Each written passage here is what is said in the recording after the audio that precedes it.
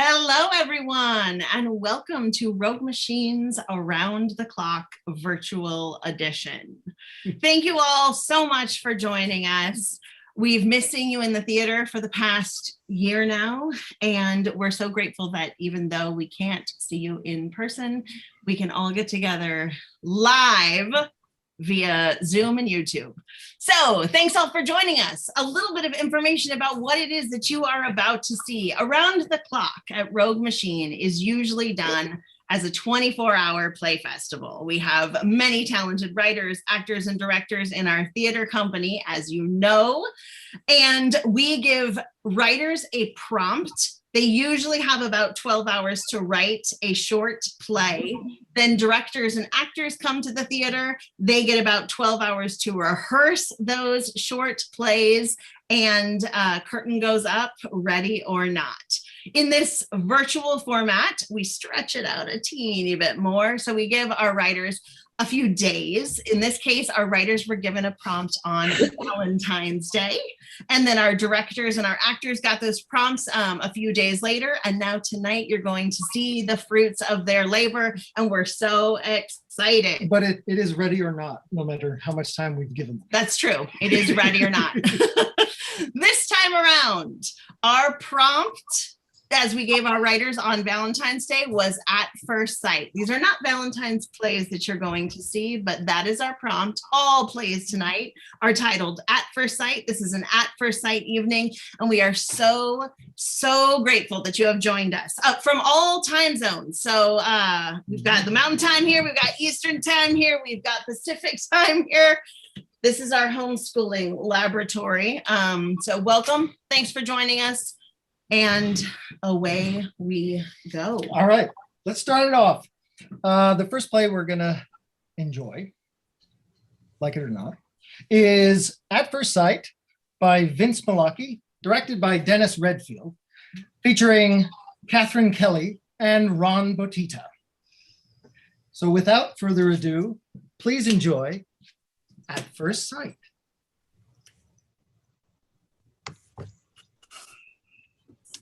Name is cute, right? It sounds like an insect or a tuna fish. And what is it? The app, it's called Bumble.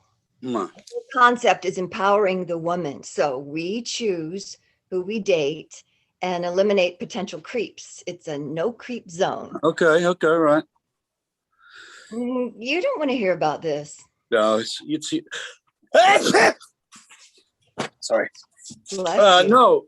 Yeah, thanks. Sorry. Go on. No. Just this guy's supposed to be an investment banker living in the Gold Coast, and it turns out he's a bank teller living with his mother in Cicero. Huh. Not that there's anything wrong with that. It's an honest living. It's admirable. He's taking care of his mother, but he said he was this whole other person. Yeah. And the whole thing just left a very bad taste in my mouth. Hmm. Speaking of which, he had terrible halitosis. I need to be with a man who has good oral hygiene. It's a deal breaker.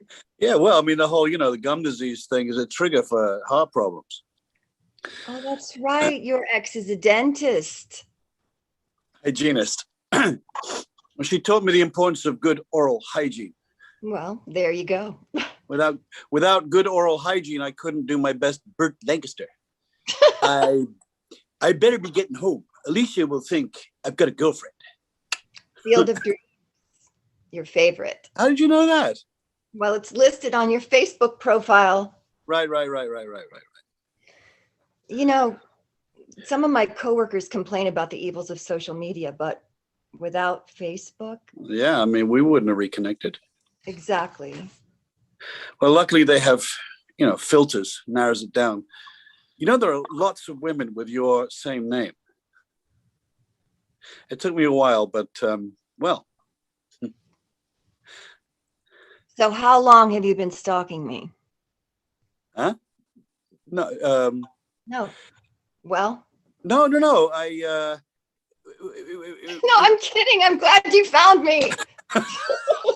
Sure. Okay. No, seriously, Ron, these last few months talking with you, it's been the best.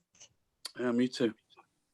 I mean, when I saw your invite, I was like, oh my God. I mean, I've thought of you often, Really? of course. That's nice. So why'd we lose touch with each other? I don't know. I'm not sure. We just, But listen, Bucko, I feel like I've monopolized our whole date. date. No, Date. well, that's what I call it because I put it in my date book. Old fashioned, I know, but yeah. So how's work? Any better? Good. Yeah, better. Yeah, you know, it's funny. My business partner started ordering rolling papers and pipes to sell. What you mean, like in a smoke shop? Crazy, right? Well, I thought you guys sold books. Yeah, rare and antiquarian books. So I marched into Walt's office and I politely but firmly told him in no uncertain terms how I felt. No. Yeah, it's my store too. So you used your voice. Hooray. And Kathryn, he listened and he agreed. I got what I wanted by speaking up because I felt so strongly about it. I felt it right in here. It was real. It was honest. And it felt good. But no, you were right. I just needed to say what I wanted. Yes. I've become so tired of not being seen, you know? Beautiful. You're beautiful, Ron. If you weren't in Pittsburgh, I'd give you a big hug and a kiss. I mean, you know what I mean. Yeah. Yeah, because. Yeah, because. No, right. I mean. No, it's fine. I get it. No, it's not fine. Sorry. What? I need to. What? Mesopotamian and Egyptian art, 7:58 a.m. Oh, yeah. First day of class. It hadn't started yet, and I was sitting next to you, and you were looking out the window and moving in your chair. You were swaying silently to some song in your head. Oh, yeah. The Ghost in You by the Psychedelic Furs. Oh, anyway, your hair was slightly wet as though you just rushed out of the shower to make the early class. It smelled like strawberries. You had on your painter pants and your gray t-shirt and your Doc Martens. And you were dancing and moving and smiling and having fun. You were so full of life. I wanted to tell you how magnificent you were, but I was just paralyzed by your beauty. No, it intimidated me. I just sat there and I watched, sneaking glances at this modern day Aphrodite next to me so close I could smell your perfume. I could feel the chill of still slightly wet hair as it periodically blew my way. I fell hard that day, Kath. That whole summer, every Wednesday, Friday, 8 to 9:20 p.m., my heart would break a little when I'd see you and talk to you, but I couldn't tell you how I felt. And that summer was hard, Kath, but the next 30 years were unbearable. I never stopped thinking about you, even when I'm ashamed to say I was married to Nico.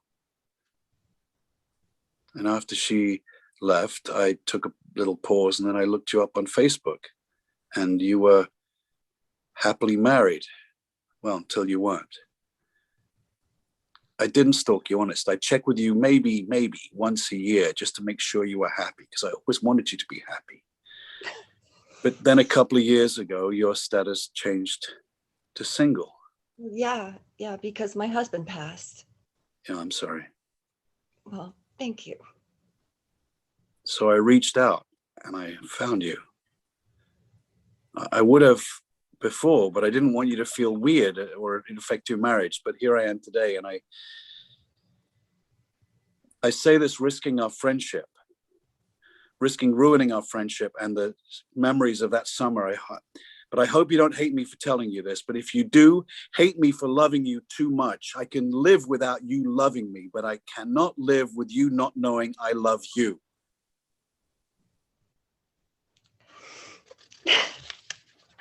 Okay, should I leave the meeting? No, Ron. Okay. Nah. Ron, I'll leave. what the hell took you so long? What? Why didn't you dance with me that day? I couldn't hear the psychedelic fuzz, and he was so beautiful, and I'm, me. Ron, I was waiting for you. That whole summer, I waited and waited, and then you were gone. Hey, I have an idea. Put your right hand up, please. Please. Just follow me. What are we doing?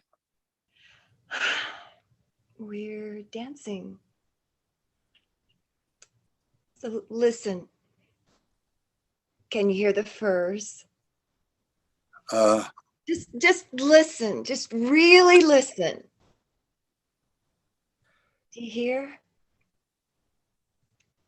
Yeah. Hey, Ron. I see you.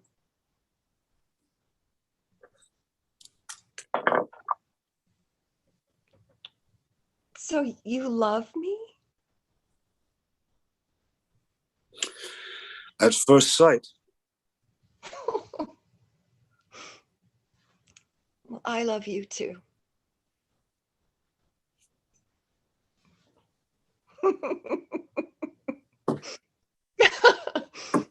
What do we do now?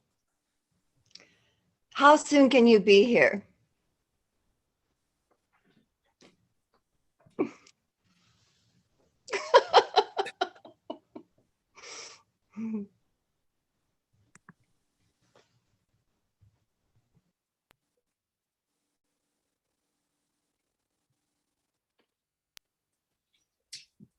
Oh man. I was relieved because at the beginning I thought that was going to be a play about Ron and his snot rag, but it got really, really sweet. Although I'm looking forward to Vince is working on the sequel where we find out which one of them stands up the other one on New Year's Eve on the Empire State Building. Ladies and gentlemen, that was great. We are your hosts this evening, Michael Redfield and Tracy Lockwood. Don't pay any attention to him. So as you just saw, all of these plays, and there will be 7 more fantastic ones for you, are written for this medium, for Zoom. So again, thank you all for joining us. We're so excited you're here. And now on to the next. All right. Next up, we have At First Sight, written by Shad Willingham, directed by Lisa Pelikan, featuring Heidi Dippold and Lisa Robbins. So without further ado, please enjoy At First Sight.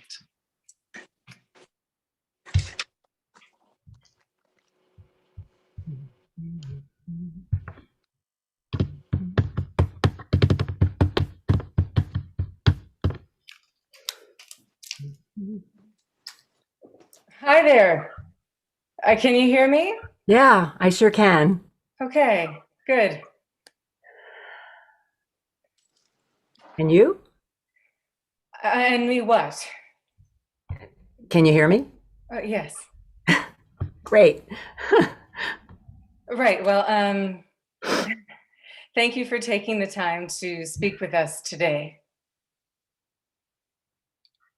Oh yeah, of course. I mean, thank you. I'm really glad to be here and just really excited about the prospect of working with you all. That's great. Normally I would ask you how your day has been going, but during all Oh, this- I know, but not only being locked up with everyone, but applying and interviewing, and I'm sorry, go. Oh yeah, no, I was just saying nothing is normal now, so normal questions seem, what's the word, disingenuous. Anyway, Yeah. thank you for speaking with us and congratulations on being a finalist for the graphic design position. Thank you. Just so you know, I don't work in production. I work in HR. I see. I'm a part of the management team overseeing new hires, but the final decision will be made by Lori Hoffman, VP of Staff Development, based on the needs of the design team and my personal impressions of this interview. Great. So today I'm going to ask you a few situational questions and you just give me your honest response. We ask these questions to every applicant, no matter the area. Sound good? Sounds good. Okay, so question number 1. Mhm. If someone gave you an elephant and you couldn't give it away or sell it, what would you do with your new elephant? Huh. Well, I guess I'd say, what a thoughtful gift. I guess. Not easy to wrap, I would imagine.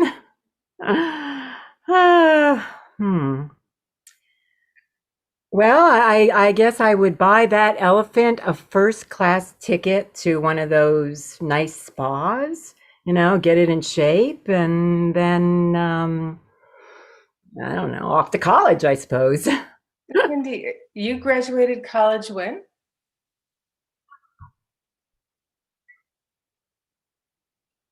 Oh. Oh, 1995. Right, you seem surprised by that question. Yeah, no, I've been looking for a job seriously for quite some time now, and as a woman of a certain age, I get asked questions like that a lot. So when you ask my age, I guess I don't know. I didn't ask your age. Well, in my experience, that question is usually about age. I mean, unless you have another reason for knowing. Look, I don't want to come off angry about this. No, I totally understand your perspective. No, I mean, look, you can probably see there that I began teaching an online course when my daughter started school, just to stay current and frankly, because I didn't have much else to do. And anyway, she's in high school now, and I'm in a position where I have to work, and I don't want to keep doing what I'm doing. Okay. Did that answer your question? Well, there's no right or wrong answers. It's really just a way of getting a glimpse of your personality. Yeah, sure. Question number 2. Okay. If you were stranded on a desert island,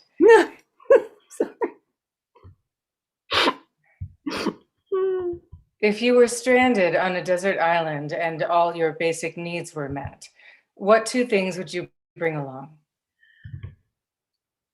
Oh my God, geez. Stranded on a desert island. Not with an elephant, I hope.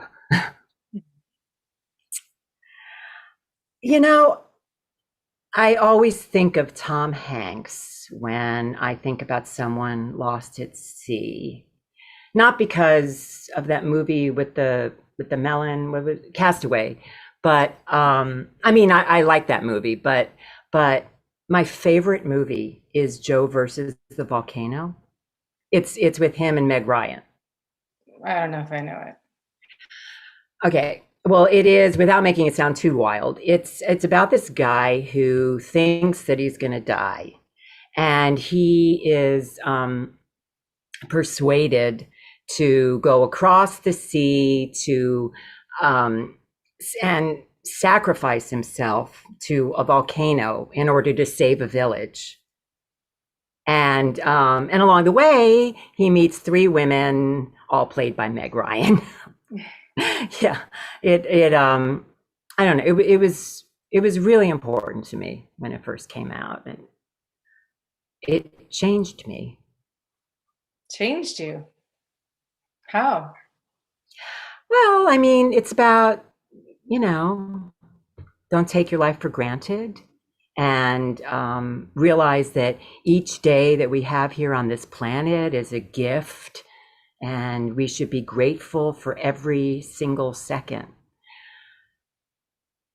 Huh.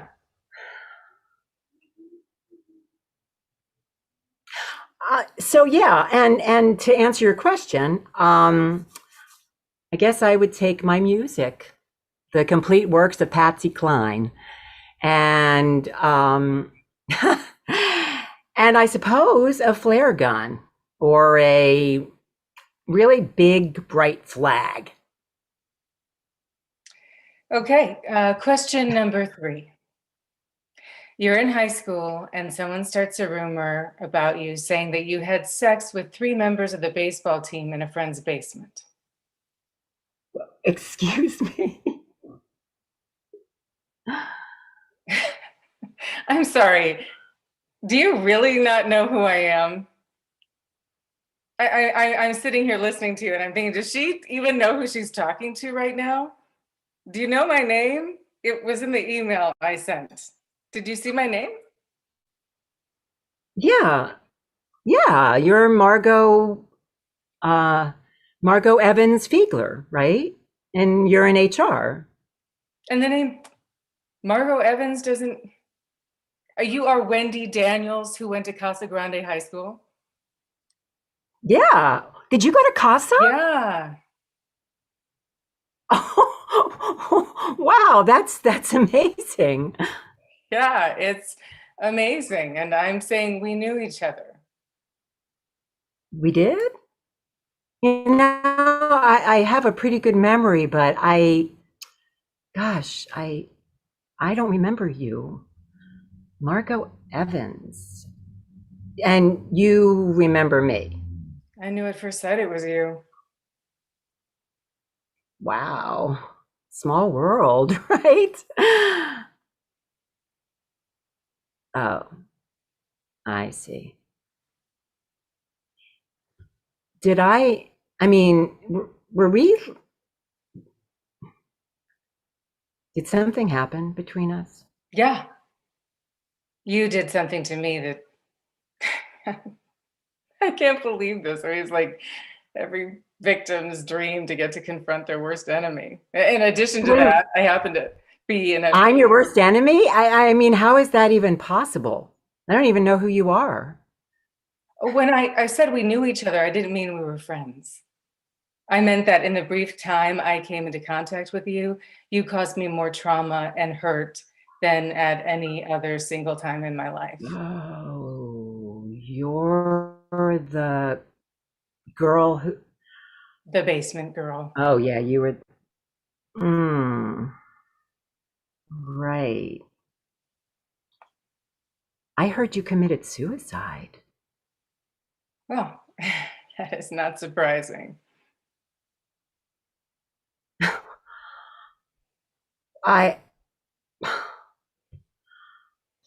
Gosh, I don't know what to say. I don't really remember high school. It's important for you to know that I am over it completely. We moved out of there after, but not before it was pretty much the only choice we had. My parents were scared I was going to kill myself. And luckily moving was pretty easy with my dad's job, but my life, it took a while, like 20 years to just not be scared all the time. I am. Wow. Wow. It is so strange to me that you are, oh gosh, I am so sorry that happened to you. Kids can be so cruel. No, you were cruel. You were cruel. You made, I was a 15-year-old girl and you thought you would make me your target for who knows what reason? I wasn't no, Mark, I was not targeting you. I can tell you that. We must have, there must have been, something must have happened that started the whole thing. And you are right. Something happened. There was a lie and there was a consequence for that lie that I paid with my, I just wanted to meet you and see who you'd become. I'm not looking, I just wanted to see who you are now. So thank you. Wait a minute, so that's it? I mean, for the interview? Yeah, that's it. But we were just children, right? We were kids, and kids do the stupidest things. Is that an apology? No, we were kids. Yeah, we were kids. But what would I be apologizing for? I mean, you want me to say I'm sorry for something that I barely remember? Sure. I'll apologize. Is that going to get me the job? I mean, is that what's going on here? I mean, what are you doing? Are you holding my application hostage? Okay. I'm sorry that your childhood was so hard on you, but welcome to the club. No, I'm sorry that you got called names or people thought something about you that wasn't true, but look, I really need this job, and I don't think it's fair for you You need this job? for you to blackmail me. Yeah, I do. You want to keep interviewing for this job? Okay, so here's another question. Look, I am sorry for any pain that I caused you. This is the interview. Let's finish question 3. Here it is. Someone tells a false rumor about a girl, and let's say this girl is your daughter. All right, I get it. A rumor so cruel and hurtful that she is humiliated and later assaulted by a friend. And because of the rumor, the girl can't press charges because no one would believe her. The girl suffered a breakdown so debilitating that the girl ended up in a hospital for a year. I get it, okay? So what would you do if they called your daughter a whore and a slut? Your little girl being ridiculed and shamed and threatened for doing things with boys that she'd never even heard of. Look, now you or me, what would you do? Look, what do you want me to say? I'm not the same girl that I was in high school. I'm not the same person. Are you? No, I am not the same person. Well, we shouldn't be held to the same, whatever standards as when we were 30 years ago. I think we make choices, some of us, that haunt us our whole lives, like ghosts. But you know what? You're right. We shouldn't be held to the same standards. Like I said, I really just wanted to see what kind of person you'd become. And now I have. And you think you know who I've become? No, I don't. But I just realized that I don't care. I was curious, and now I'm satisfied. So what does that mean about in regards to the... Thank you for speaking with us today. I will give your name to Lori. It'll be in her hands, and you should be hearing from someone in our department within the next 2 weeks. Oh, wait.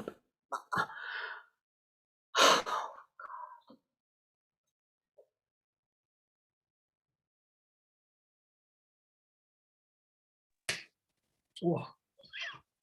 Karma's a bitch. She can slice you open with that smile. Oh my God. But you know what? That happened. Remember when I applied for the job at Pinkberry? Oh, stop it. Stop it.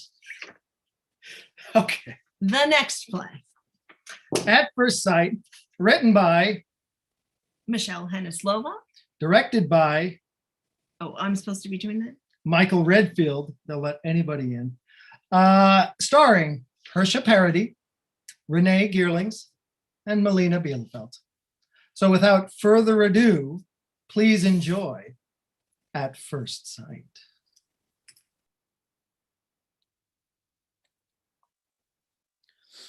Okay. Oh, I'm early.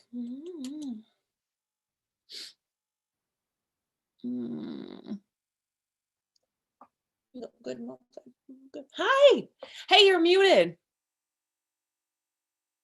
You're still muted. Come off mute.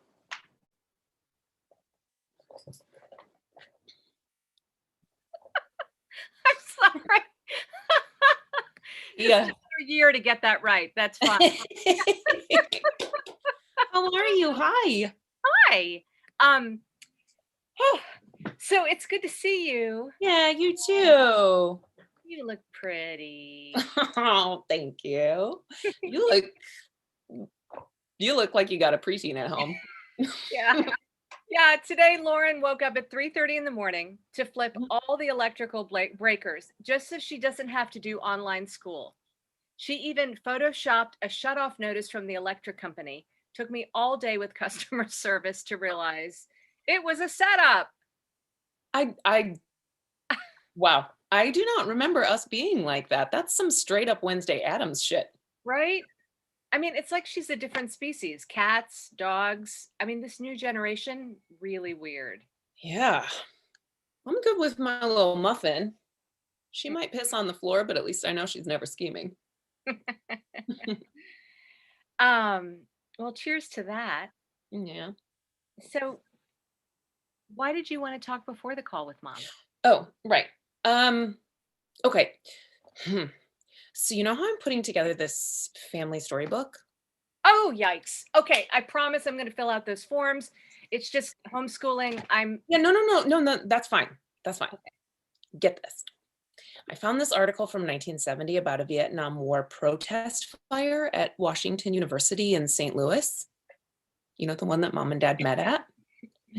And they have this picture in here of these students who are suspected of starting the fire, and like 2 buildings went up in flames.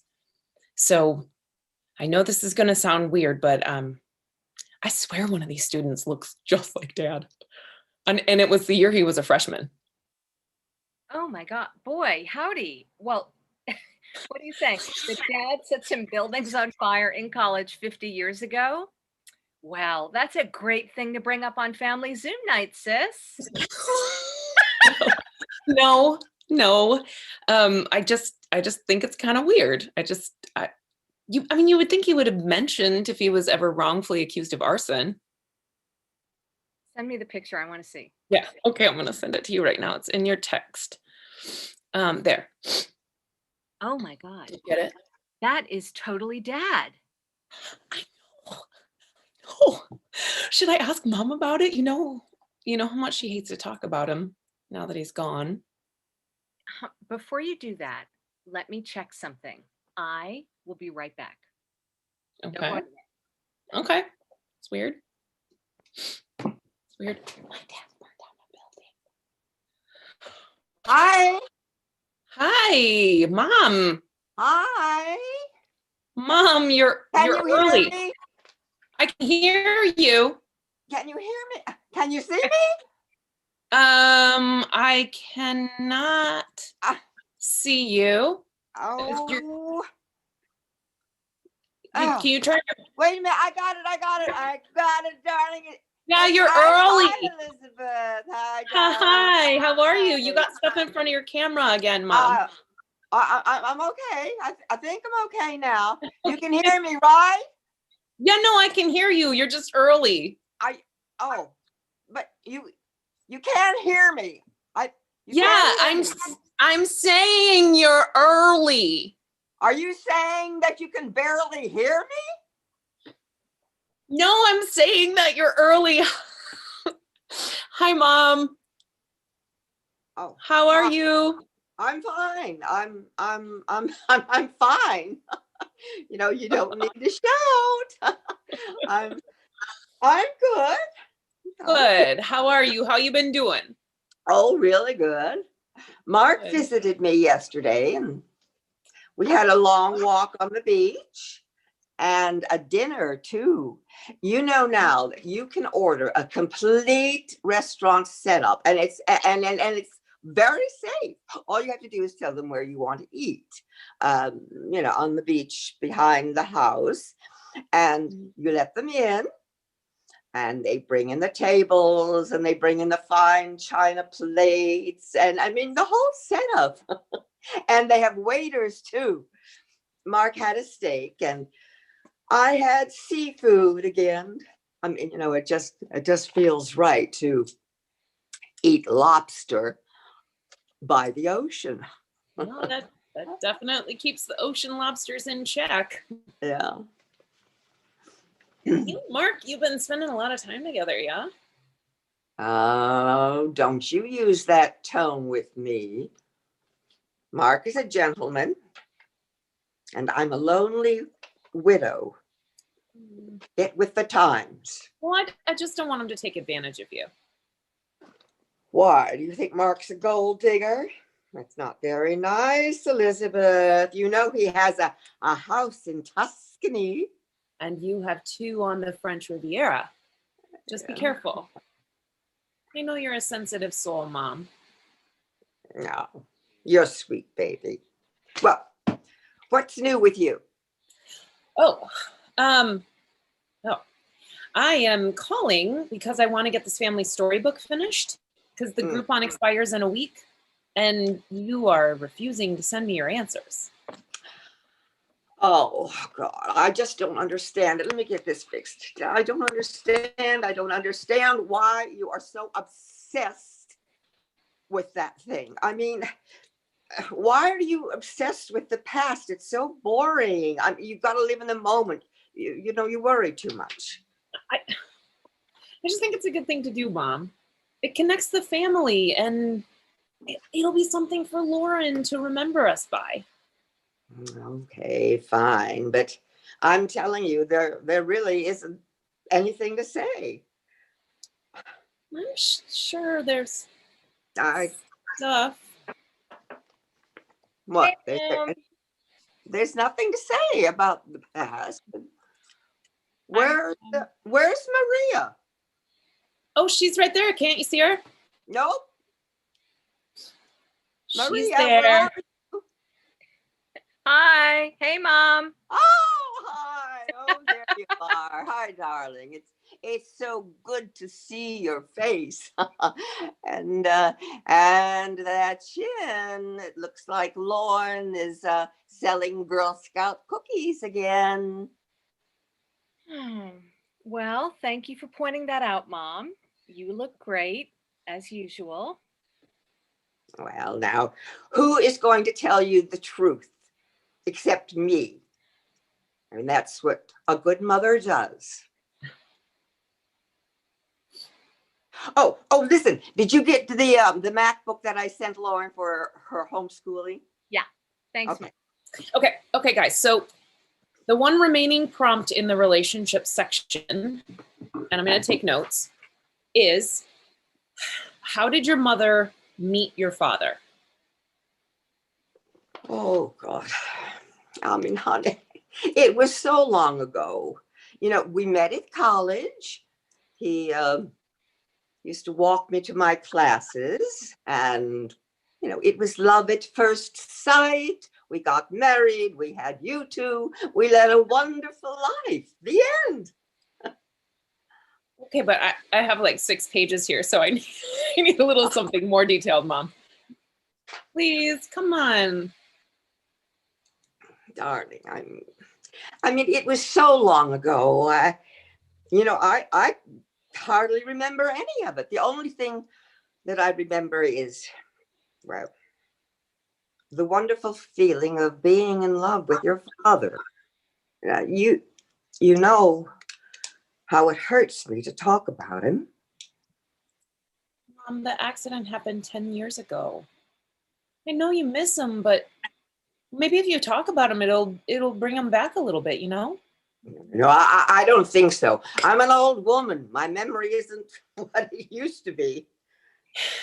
Did Dad burn down a building during his freshman year in college? Oh my God, Marie.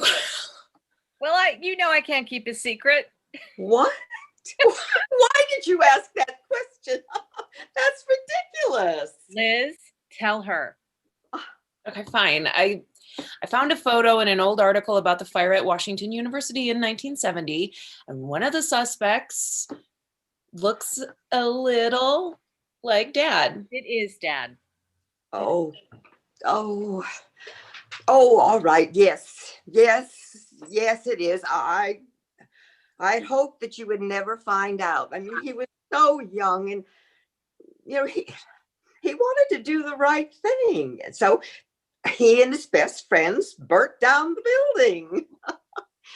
It was they thought it was the right thing to do. You know how young men are. They're angry, they're full of violence, and well, I had to keep the secret, and I did try to stop him. Oh my God. Oh my God, that's That is horrible. Oh, well, it was just a protest and no one was hurt. Still, you don't just burn down buildings. That's psychotic behavior, Mom. You have to tell us more. Oh, my sweet daughters, the past is in the past. And besides that, I don't remember any details. Actually, I have a solution to that. What's that? Remember how after Dad died, I went to help pack up his stuff? Okay, Mom, don't be mad. I know you told me to take all of it to the dump, but it was really far, and Lauren was a baby. So I just put the boxes in the attic to deal with later. That was 10 years ago. I am a busy single mom. Anyway, I'm sure you're going to be happy that I did not, because Lauren was going through the boxes out of boredom and she found your old diary. Oh. Yeah, she thought it was super vintage. Of course, she can't really read cursive, so she mostly took photos with it for TikTok. But I remembered it when it was asking for the family story stuff, and here it is. Awesome. Well, I don't think it's a good idea to read it. In fact, I don't even think it's my diary. I don't recall being much of a diarist. Well, I haven't read it, but it starts in 1963. Wow. Were you 11 or 12? Oh, please, come on. Let's not read this. I mean, it's going to be so silly. Liz, mute Mom. Oh, okay. Okay. March 1963. Dear Diary, I hate boys. Most of all, Dick. He makes fun of me because I wear old clothes and he calls my mom trailer trash. Dick is a bastard. That's what my mama says. She also says one day a smart girl will marry him, take all his money, and kill him. I hope so, because he calls me poor fatty Betty and kicks me. Oh no, Betty, that's not Mom's journal. That's not her diary, because that's not her name. Thanks for trying though. Here is a picture of her when she was little. I've seen this picture before, and here is where she started college. September 26, 1970, Dear Diary, I have finally started my revenge on the bastard. I haven't written in a while. I am only writing here, so I seem busy while I wait for the bastard in the student union. According to his daily schedule, he should be here for lunch after his engineering class. I need to look busy and aloof. Wish me luck. Mom, what the fuck is this? I don't understand this. Wait. It goes on. October 14th, 1970. Dear Diary, as I suspected from the stupid bastard, he does not remember me. I was brunette, fat, poor, and called Betty when he was a monster to me.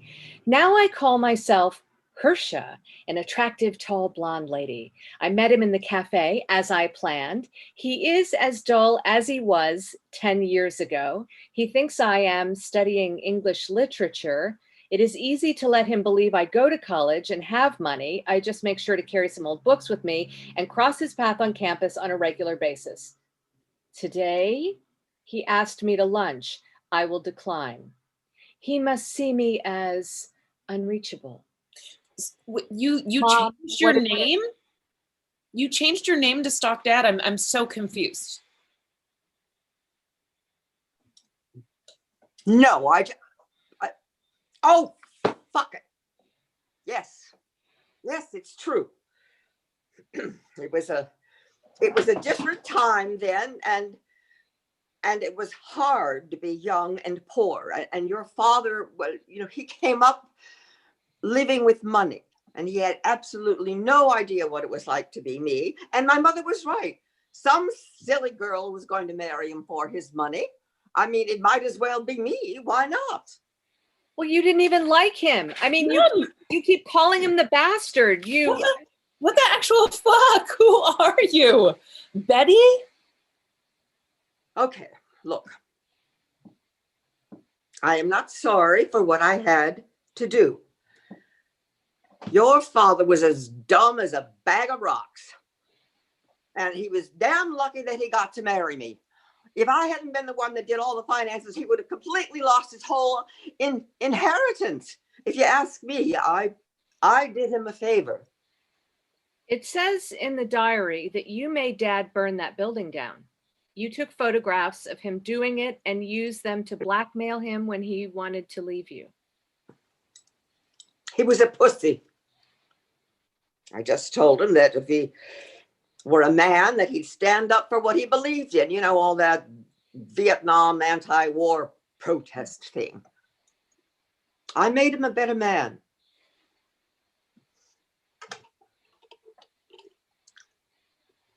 So the answer to the prompt, how did your mother meet your father, is he bullied her in middle school, so she changed her name and personality, stalked him at his college, made him commit a crime, and blackmailed him into not divorcing her later in life as she took all his money. Mom, that's horrible. What will I tell Lauren? Lauren already knows how I met her granddad. In college, we got married, had 2 kids, and lived happily ever after.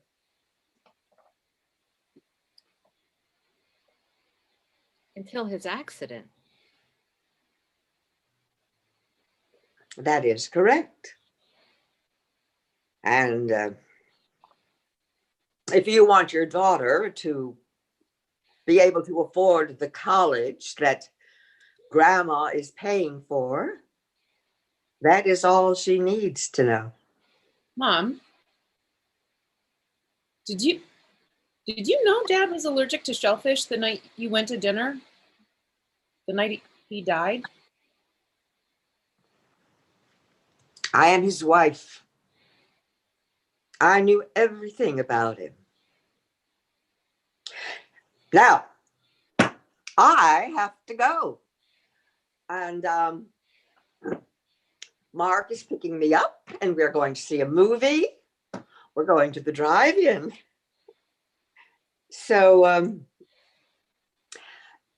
and now your little family story is done now. I will speak to you next week. Give Lauren a kiss from Grandma.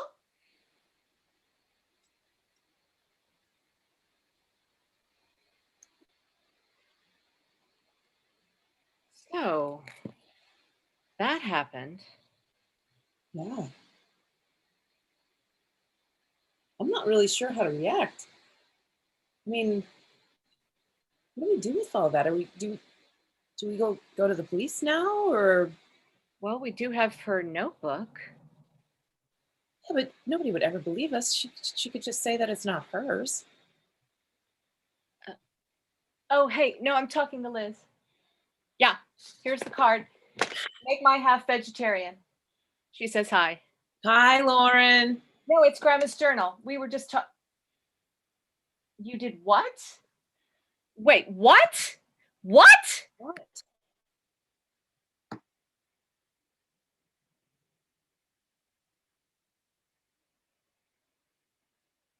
Marie. Oh my God. So Lauren has struck again. She decided to record the meeting because she thought Grandma might confess, and because she doesn't want me to do something stupid and lose all of Grandma's money, she wants to have it when Grandma's dead. I mean, what the holy fuck? Your 11-year-old daughter tricked our mother into an admission of murder so that she can have her money? Yep. Damn. That apple did not fall far from the tree, but at least now we know where the tree is. Seriously. There goes the Groupon. My Groupon. Oh.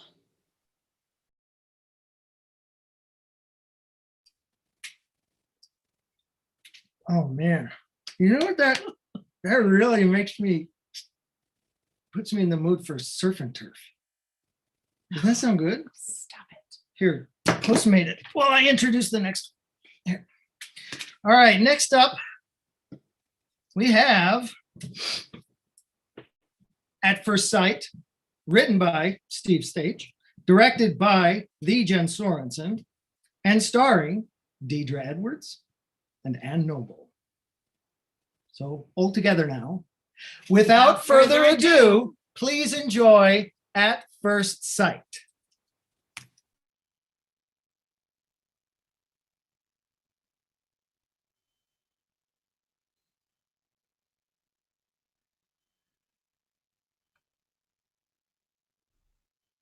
This is the meeting I belong in.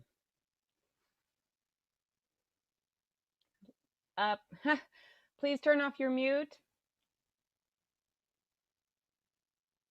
You're mute. You're mute. Oh my God, sorry. Hi. Do I appear to have a cat face?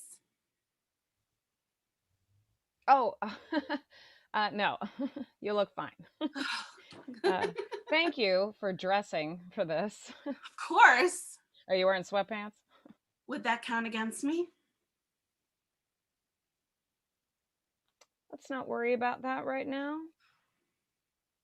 So, tell me, why do you want to work for us? Well, I'm a people person. I really like people. Maybe not just people at the Capitol on January 6th, but otherwise most people. That's good. Here at First Sight, we try to create an inviting environment, even if we're just communicating with customers by phone. Here at First Sight, we're not just selling people fashionable eyeglasses, we're selling our service and attention to detail. Well, I know eyewear because I wear glasses. Well, that could be helpful. Yeah. Are you nearsighted or farsighted? A little of both.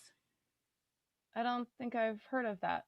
Like some things that are far away look good, but then there are things that are near and they look good too. And sometimes things in the middle, they're a little fuzzy.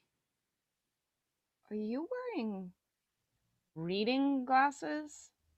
Like the kind you'd get at a drugstore for $5?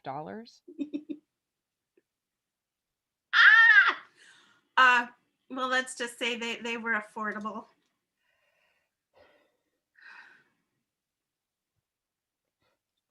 This were a job interview for selling depilatory, would you be growing a mustache to show me you understood women's beauty issues?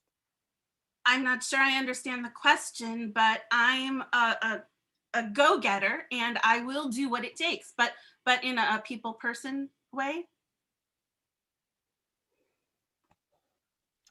At First Sight, we realized that people now have many eyeglass purchase options. And we... Ms. Nelson? Yeah. So, as one of our phone sales representatives, we... that's Nelson, is there something wrong? Look, I know we just started the job interview and all, but I'm just wondering, have you ever considered changing the name? The name of what? The name of your company? Because I studied communications in college. Sure, it was City College, but I got a good education there. You know, before they had the whole thing with the asbestos in the ceiling and I had to shut Ms. it Nelson, down. I have other virtual job interviews today. Oh, okay, I see. But here's what's happening. You want to say, at first sight, we try to create blah, blah, blah, blah, blah, but it sounds like you're saying at. I am saying at. No, I know, but it sounds like you're imitating a machine gun. Like at. Well, it's been a pleasure to meet you, and we'll look over your resume. No, wait. I'm just saying, if you called the company first sight instead of at first sight, wouldn't that get rid of the funny little, the machine gun? You want a job with us. Thousands of people are out of work right now. The economy is dreadful. Many people have food insecurity, and your first salvo in our interview is to suggest that we throw out 5 years of marketing and rename our business? People would never miss it. I mean, sure, you've got a lot of like stationery and business cards and boxes and stuff, but you could just cross it out. I could help with that. I'm a really good crosser outer. How many virtual job interviews have you had this year? Keep in mind it's only February. I don't know, like 12 or 18. But it's tough out there. Yeah, that's kind of what I'm saying. I'm just saying, think about it. At first sight, we're thinking about it. All right. It's been very enlightening. But you have to know that I really like to bond with people, and I'm good at it. Like you and I, we're bonding right now.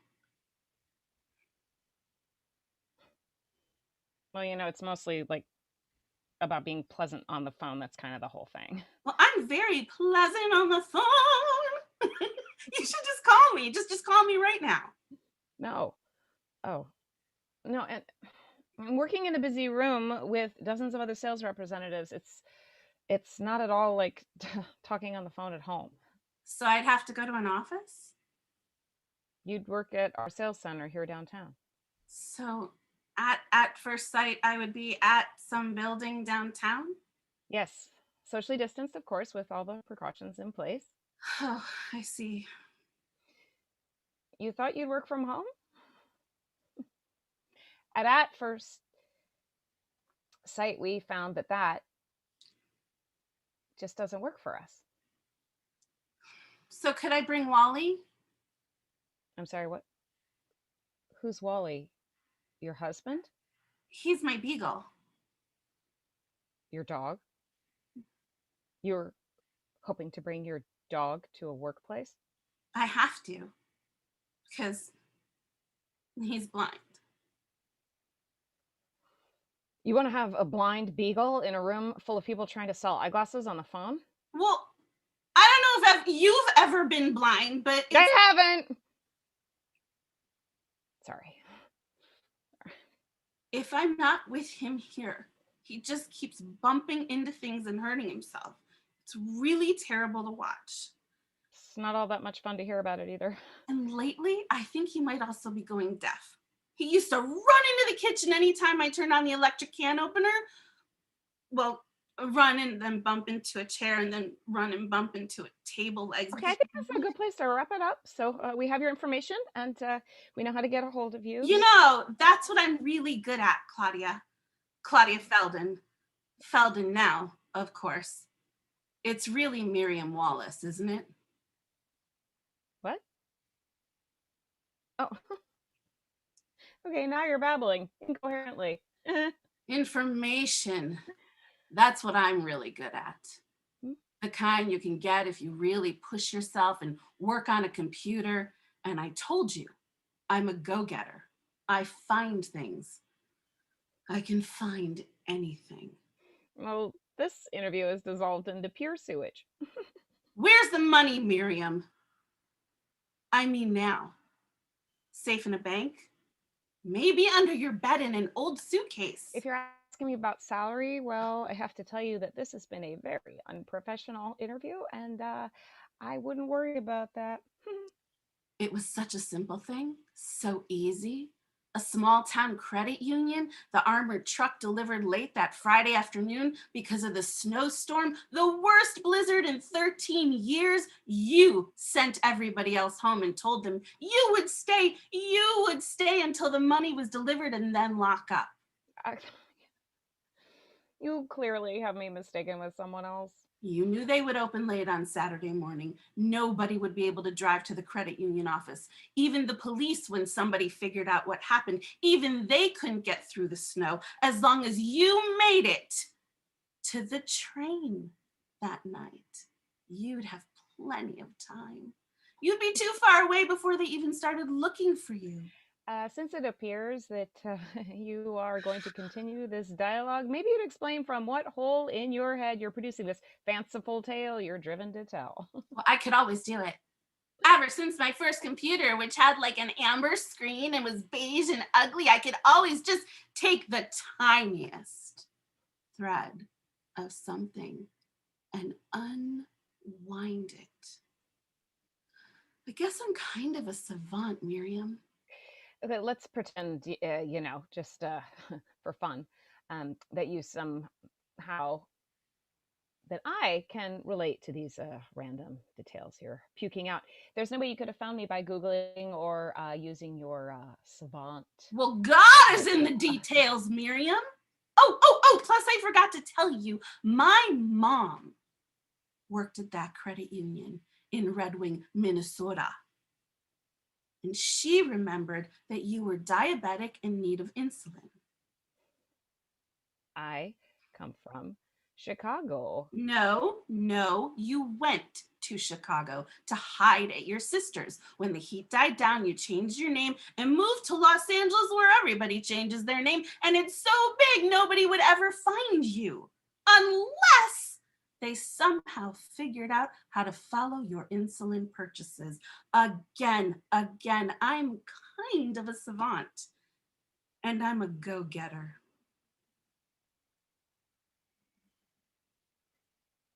You went to a lot of trouble just to get a job. Fuck, Miriam. I don't need a job. You don't? Hell no. Because you and I are going to split up that $250,000. What makes you think I even have it? Because you're smart. You got a job, so you could let that money cool off. You wouldn't spend it until long after the Fed stopped looking for the bills. Then slowly, in small amounts, you'd have what you needed for your golden years. So now, I guess what? We meet? I'll have to get back to you about that. But in the meantime, I'm sure you won't do anything foolish because, as I say, I'm really good at finding things. I guess I'll hear from you then. Oh, you betcha. Oh, now I have to go. I think Wally just fell down the basement stairs. I might have left the door open, and all the excitement about getting to meet you. The dog is real? Oh, he is. But just like most of us, he can never be too sure about where things are at.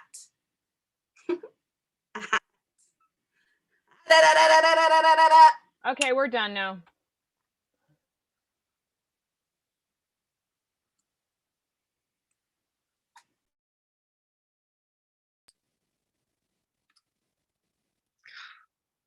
Another plot twist. Michael, what we've learned is if you give a bunch of writers a prompt on Valentine's Day, they're going to come up with some really dark stuff. You smell good. This wasn't a hard hat before you came in the room. Onward we go. Our next play Oh, Jesus. is by writer Neil McGowan directed by Guillermo Cienfuegos, starring Keith Stevenson, Brian Letscher, and Julia Valentine Larson. And now, without further ado, At First Sight.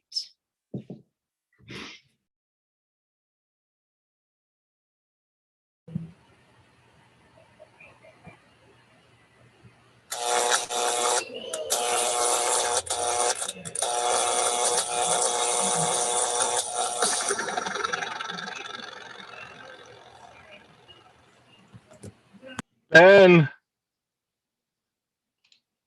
Ben. Hey. Hey, I lost you, buddy. That was weird. Yeah, my power went out, and the lights and the Wi-Fi, even my cell phone went dead. Yeah, it happened up here too. I mean, it looks like the whole city, maybe even wider. Well, I wonder what caused that. Oh, I am guessing QAnon and Antifa joining forces with PETA just for good measure. Yeah, that sounds about right. So, hey, pal, listen, I believe you were saying something about your world crumbling and any reason for you to go on living was going down the shitter? Yeah, it was an awkward time for the connection to go dead. Writer to writer, I need your help, man. What's up? Oh, my lit agent is on my ass. I mean, for months, she's been sending me these increasingly pressuring emails asking for a new screenplay. And of course, I've been telling her, look, I am a competent, responsible, professional writer. Of course, I am hard at work on something I will send to you that will knock your socks off. Of course. And that was a total lie, right? Totally. But this morning, she actually called me, like on the phone. Uh-oh. Oh. I panicked and I pitched her the first idea that popped into my head. Unfortunately, it was the exact plot of At First Sight, where Val Kilmer is a blind man and he gains his sight through an operation, but then he falls in love with Mira Sorvino and he gets dumped by her when he loses her sight. I don't know. I pitched the whole thing to them with those actors attached. She didn't love it. There's no accounting for taste, pal. Oh, she said if I didn't have $1 million idea by close of business, she's going to drop me. Yeah, well, you must have some log lines stored up, right? You have nothing at all? Look, when this pandemic started, I figured it'd just last a couple of months, and it'd be a good time to take a little mental vacation, but it just kept going. And going. And so did the art coma. So what have you been doing this time? Oh, it's embarrassing. But I've spent the last year discovering that my daughter's 5th grade math lessons are way over my head. So, give yourself some leeway. Okay?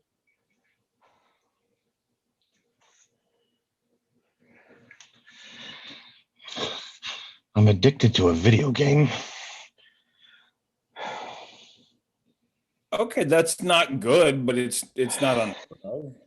No, the embarrassing part is the game. It's Minesweeper. No, you mean Minecraft? No, Minesweeper, that dumb little game they gave you for free on Windows in the early 90s. You have done nothing for 11 months but play Minesweeper? Every single day. That goes so far past pathetic, it like circles back and becomes weirdly impressive. No, I just need a lightning bolt of inspiration, all right? Just a sharp, clean, original idea, one sentence long that really reaches out and grabs you. Like that movie where the Beatles never existed, but way better. The what? It came out a couple of years ago. This struggling musician, he steals all the Beatles songs because he's in an alternate universe where they never existed and no one's ever heard of them. So he becomes a big star. No, No what? that's not a movie. Yeah, it was. What, some little indie that no one saw? No, it was a major release. It opened all over the world. Who was in it? I don't know. It's nobody big. I don't remember.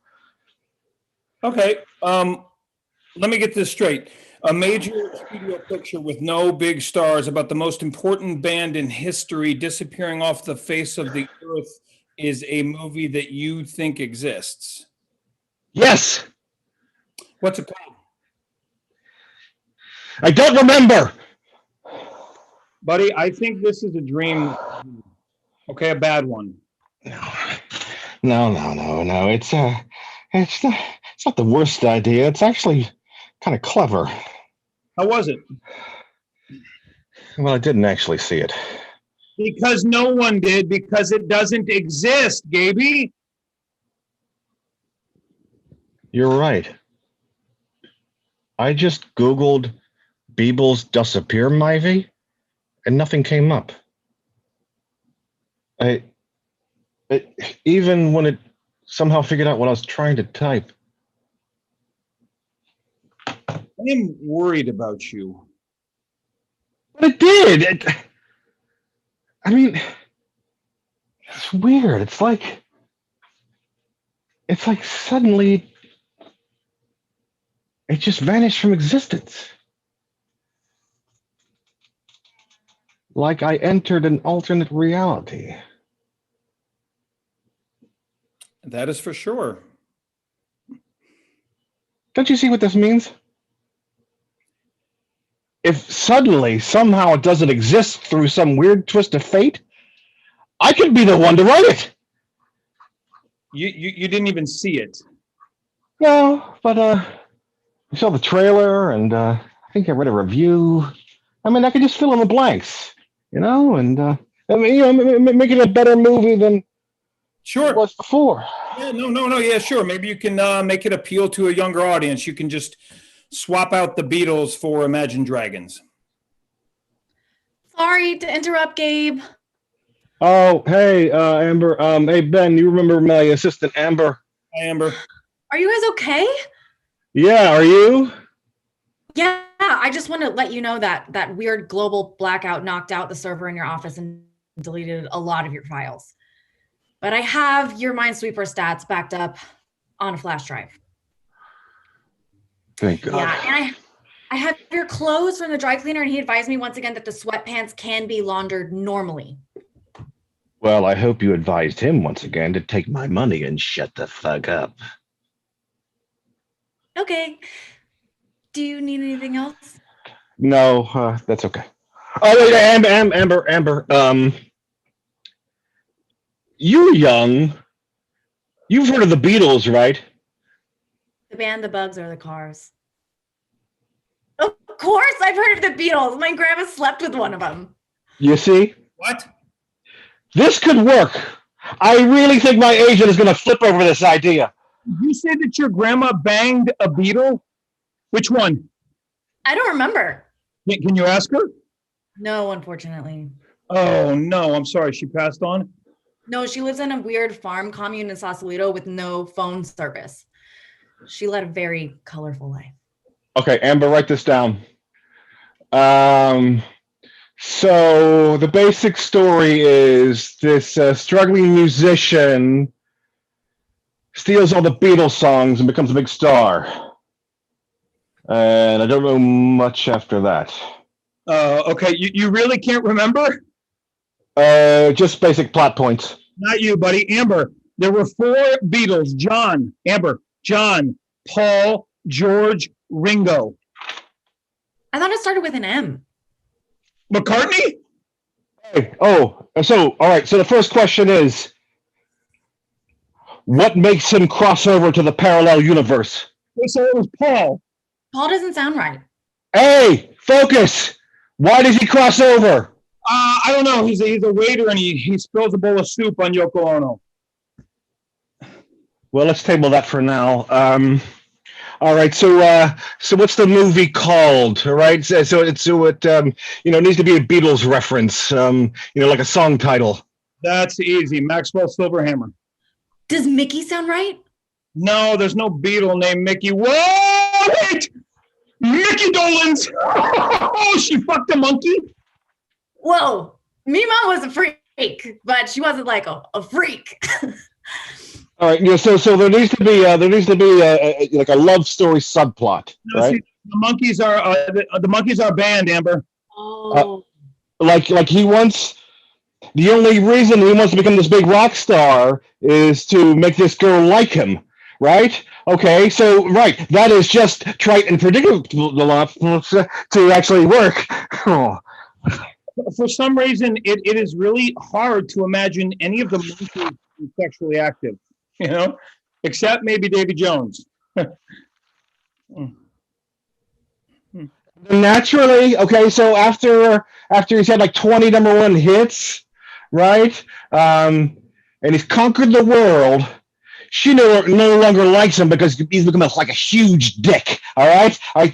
There's the ironic twist. Is Mickey not sexy? Not particularly, no. She said she was a sucker for his British accent.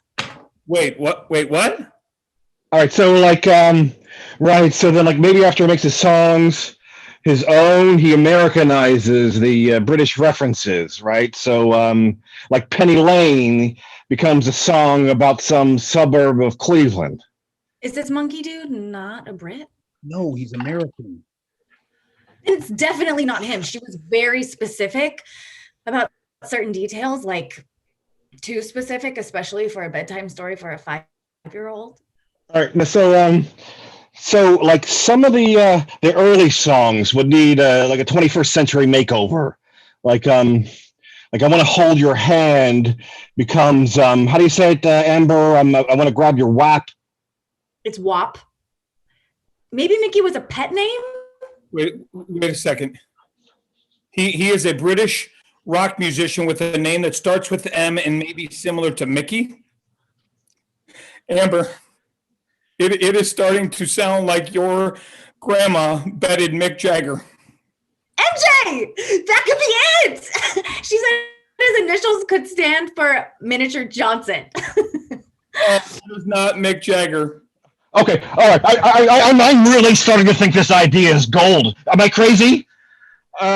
Creativity and insanity often go hand in hand, pal, but in this case, there is just one of those. No, this could be a whole series, all right? Sequels, a franchise. I mean, like what if Springsteen was never born? What if The Clash never existed? David Bowie. The Clash. Amber, did this definitely happen in the 60s? Not at all. She was a wild child all the way through the 90s. She finally had to slow down when her body built up a complete tolerance to penicillin. Okay, so this could have happened in the 70s or the 80s. You're not thinking Michael Jackson, are you? Because she swore role-playing as a little boy was one line she would never cross. No, I am thinking Mick Jones. Wait! Yeah! Mick Jones! Who's Mick Jones? Who's Mick Jones from The Clash? The only band that matters. Holy cow, Amber.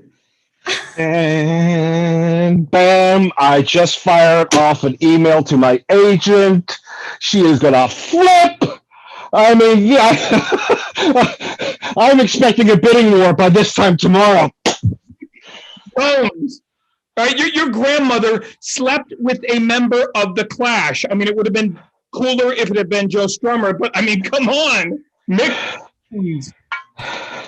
I mean, I could finally buy a house. I mean, I'll move to the valley at first, and I'll get real friendly with my neighbors, and they'll get real jealous when I buy a bigger house in Brentwood. You know, I wonder if should I stay or should I go without her? He's teasing until he's on his knees. She didn't strike me as a teasing type. Do they have any songs about a woman with a scary desire to please? Right. Then I'm going to buy a new car. I mean, nothing flashy, right? Nothing flashy. I mean, although I could do that, right? A la my boy T. Hanks, right? But what if I bought a hot, high performance, very expensive sports car, and then I got personalized license plates that said failure? There's your ironic twist. Yeah, but this is unbelievable. All right, what else did she say about him? Any other salacious details? She actually said he was really cheesy. Cheesy. Okay, why?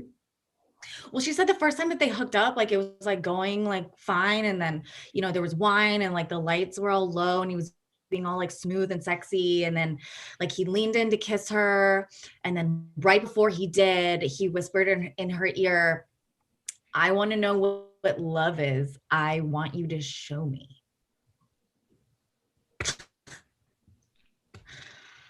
Oh my fucking God. I mean, fuck me, Mick Jones from Foreigner? Are you? This is taking a disappointing turn, Amber. She replied,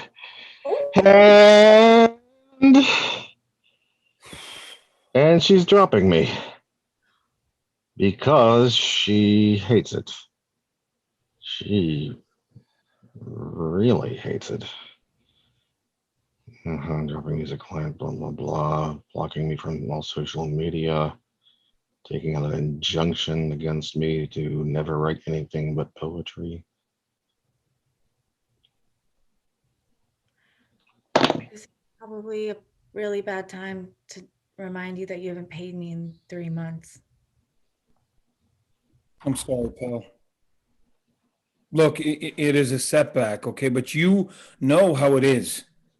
Being a writer means that at any given moment, no matter how bad things may feel, no how shitty you feel right now, you're only one brilliant idea away from digging yourself right out of this hole.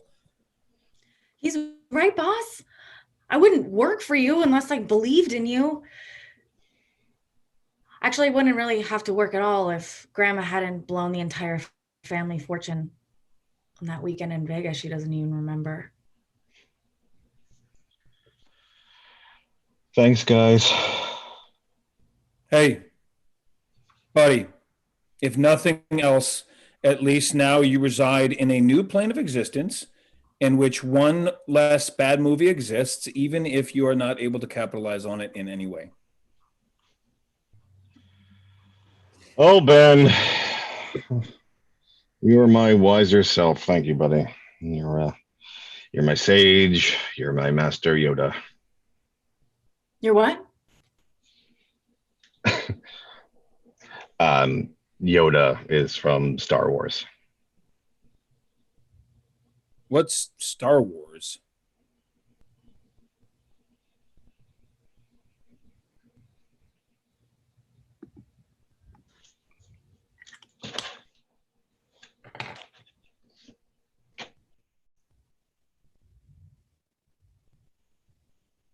Help me, Obi-Wan Kenobi. You're my only hope.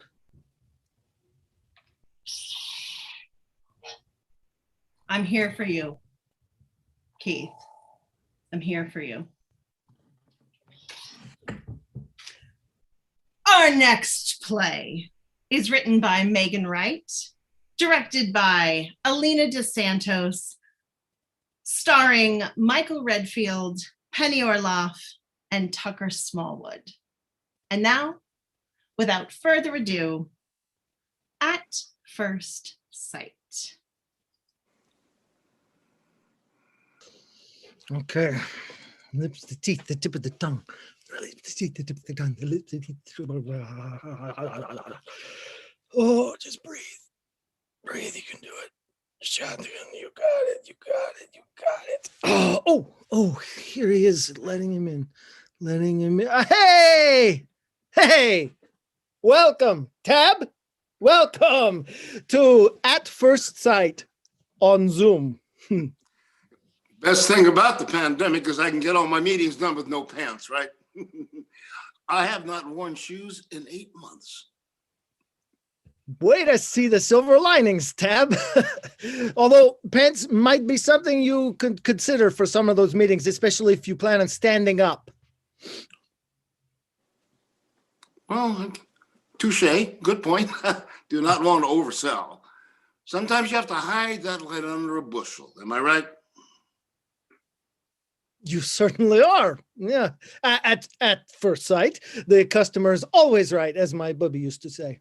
So, Tab, what brings you to At First Sight? Well, I have been looking for love in some ill-advised places. And when you want something done right, you pay an expert to do it. I do not change my own brakes for that same reason. You've come to the right place. My family has been matchmaking for generations. My bubby taught me the art, and she learned from her bubby, and she learned from her bubby before her, and she learned from her bubby. I do have to confess, I am the first male to be born into the family for quite some time. An unexpected blessing, my bubby says. There was kind of a scandal. To be honest, there was a DNA test and everything. You thought your mom was seeing the mailman, hmm? Oh, no. They thought I was switched at birth. They could not believe I was theirs. They just tested me again last week. But my bubby believed in me so much so that she taught me the sacred art of matchmaking. And now this pandemic has allowed us to expand our business online. And that is all this boy chick, huh? Who has 2 thumbs and knows how to code? This guy. Okay. So how did you find us, Tab? I looked up matchmakers and yours starts with an A, so it was close to the top. Close to the top? Yeah, in the phone book. The phone book? The phone book. I try to keep my internet searches to a minimum. I do not need to be in anyone's algorithm. Do you know how long it takes to unsubscribe to anything? What do you do for a living, Tab? I'm rich. Like, wipe my butt with hundreds rich, which I do not recommend. Wow. Yeah, more of a Charmin man myself. Yeah. I wrote some big jingles and theme songs. I am an earworm guru, if you will. I also invested in pork bellies right before the maple bacon donut popped. Okay. Earworms, huh? Earworms, they're not catching. No, they are catchy. Earworm, a song that gets stuck in your ear and you can't get it out. Oh, okay. Yes. Artistic. Okay. Why don't you take me on your love journey? Define ill-advised. Is it bad co-captains, bad travel agents? I mean, who do you picture as your partner on the trip? Well, the 60s through 2016 are kind of a blur. As soon as weed became legal for recreational use, I kind of lost interest. It's too mainstream, you know? Since 2016, my love journey has been mostly internet dating, that is to say, ill-advised. My first was eHarmony, which was like a full-time job. I met not one co-captain for my love trip. Tinder, met a lot of deckhands, no real captains. Match, some coffee, bageling, bumbling. Cupid, not okay. Back to Tinder, more deckhands and one first mate. Hinge, not so many fish. J-date, Christian mingle, back to Tinder, not even a cabin hand. Pandemic. And then the phone book. The phone book. Who knew? So what's the age range we're looking at here?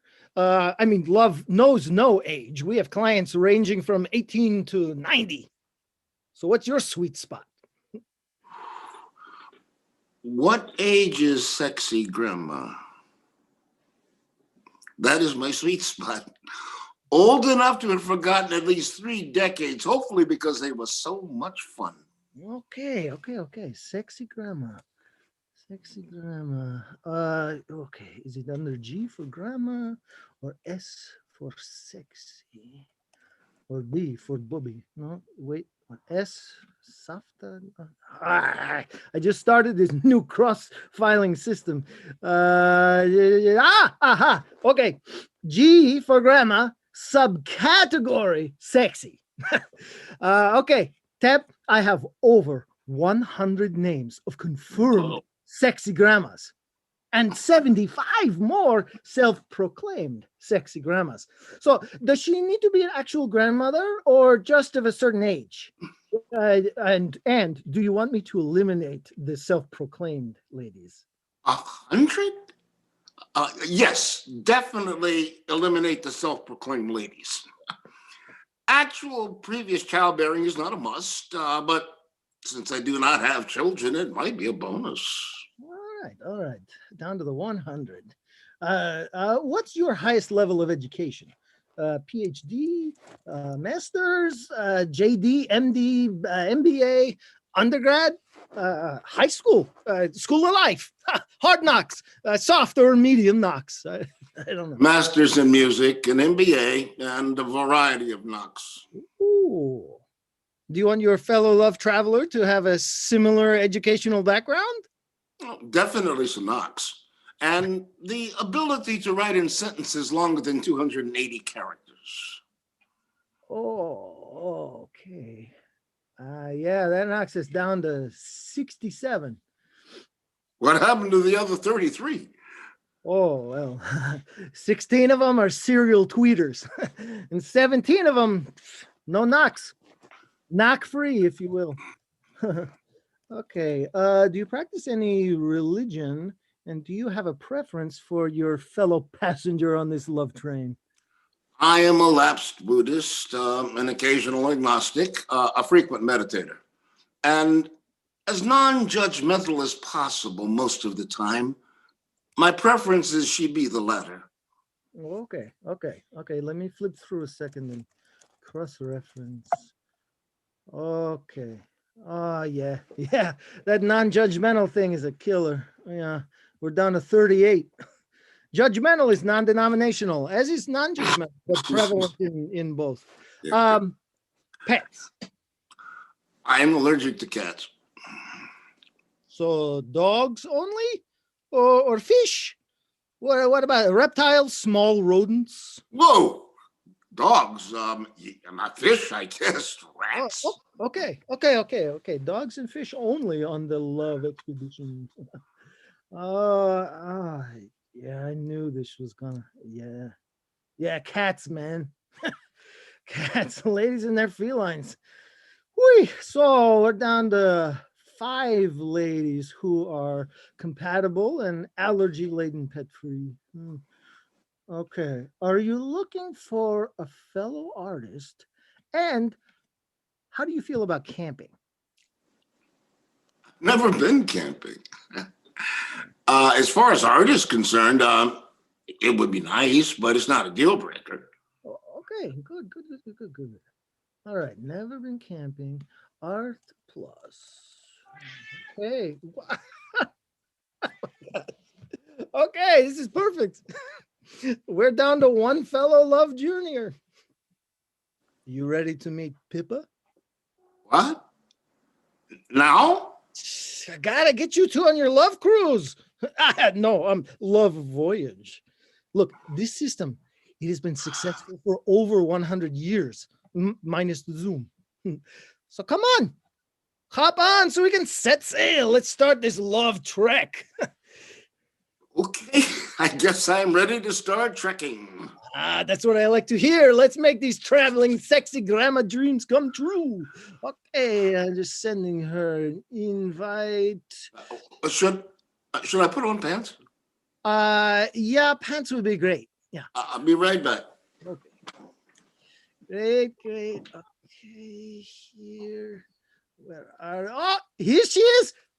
Pippa, welcome. Pippa, boy chick, who's your bubby? You are, but you're also Tab's perfect match on his love journey. I am? Yes, he's a perfect match. Look, he even uses the phone book. Oh, here, he's on his way. Hello there, handsome. I am Pippa. Hey there, Pippa. I'm Tab. What's your sign? Dangerous curves ahead. Wow, sexy grandma achieved. Ha! Almost at first sight. You know it. I love this dialogue, this exchange, this flow. What brought you to at first sight, Pippa? You seem too good to be true and single. To be honest, Tab, my grandson brought me here. Oh, you are literally a sexy grandma. Well, yes. And what happened to the captain of your love ship? Tab, I am the captain of my love ship. I always have been. But my husband, may he rest in peace, he passed away many years ago. Have you been married, Tab, or always captainless? I've had some lady friends in the past, but no one who could handle the long-term expedition. No co-captain material. Is this the first time you've tried a matchmaker? I guess you could say that. Were you on the pre-pandemic bar scene? Internet, or is this your first time out there since your husband passed? Tab, I too have had the occasional man friend in the past, but definitely no co-captain material. I've not been out to any scene, bar or otherwise, for almost a year. The closest I've come to a relationship is with my Instacart gal. She's married, but she found me organic turkey thighs in July Nacht. Long story short, no bar scene lately, and I do not believe in internet dating. I'm for the more personal approach. And that's how your grandson got you into this? First, I got my grandson into this. You set him up using a matchmaker? I set him up as a matchmaker. That boy is my little boy chick. DNA test confirmed. This is your bubby? This is my bubby. Oh, I almost skipped my cross-filing technique when you said you used the phone book, and I texted her right away. But I wanted to make sure you were all right, Tab. She is my bubby after all. Oh, good boy, such a mensch. We thought when it was a boy, it must be a hospital mix-up, because there had not been a boy child in my family in over 100 years. You both know that gender is not determined maternally, right? Yeah, okay, buddy. Tell me another one. So apparently my daughter finally picked a man with chutzpah. And thank goodness, because look at this boy chick. Oh, shucks, bubby, you're embarrassing me. Who's embarrassing? I'm just speaking the truth. Bubby, wait a minute. Are you wearing pants? For what? We're perfect for each other.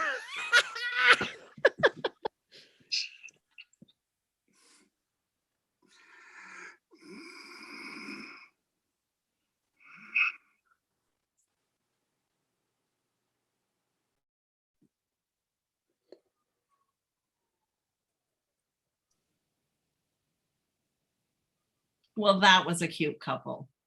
And matchmaker, do I have a match for you? Get back in here. All right. Our next show is by Amanda Bierbauer. It is directed by Victoria Hoffman, and it stars Parker Mills, Amir Levy, and Gagandeep Singh. And now, without further ado, please enjoy At First Sight.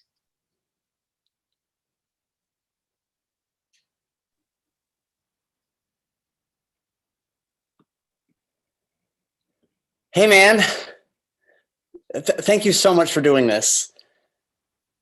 Yeah, I feel I didn't have a choice. You used my picture for your profile.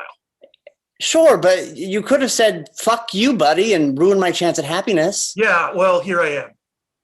You're one of my oldest friends. I dislike you intensely right now, but goddamn it, I am so freaking supportive. It's disgusting. You were so lucky to have me. And you said $200, right? Yeah, I'll Venmo you right now. Cool. Dude, I don't understand how you think this is gonna work. Just say what I text you. It's simple. No, I get the mechanics of it, but how do you expect to form a meaningful relationship based entirely on a massive lie? It is not based on a massive lie.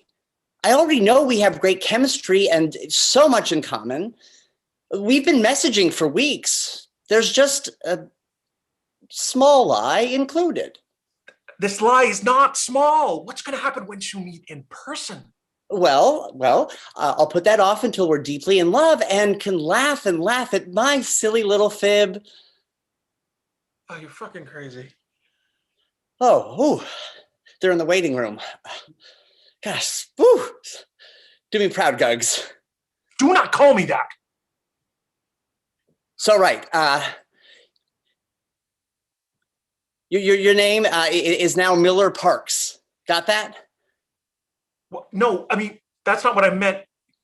Wait, Parker, you didn't even use your real name? Oh, Jesus. Well, I couldn't. Could I? I mean, Google search. Right. Okay. There. Jesus. Just fine. Just let him in. Okay. Hello, you.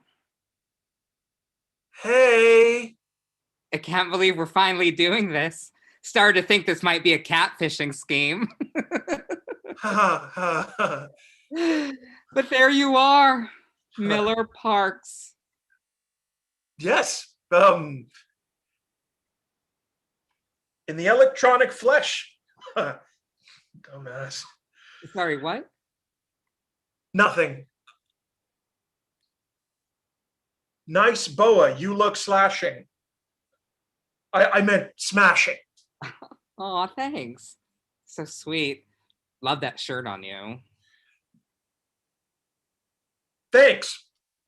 Where'd you get it? Oh, love to shop in my local Canadian boutiques. Amazon, basic bitch that I am. God damn it. Hey, is everything okay with you? Is this a bad time? No, it's fine. I'm just a little distracted. Should we reschedule? No. I'm nervous and so excited to finally hear your voice and watch your sexy mouth in motion. Okay, totally get that. Zoom dates are so awkward. I've been on quite a few recently. Oh, but not since we started messaging.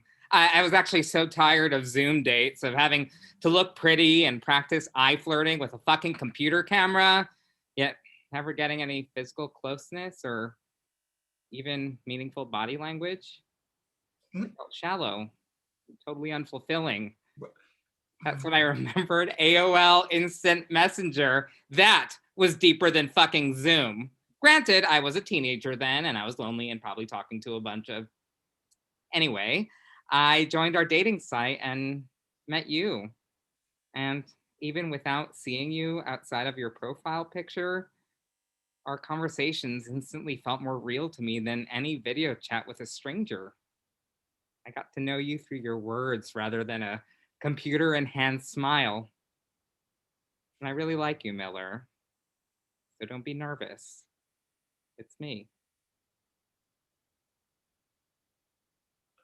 I haven't been on a date since everything moved online. Whenever I Zoom obsessively, I look at myself in the tiny side window. I'm not vain and I'm not ugly. I'm just so paramedic about what I look like talking to other people.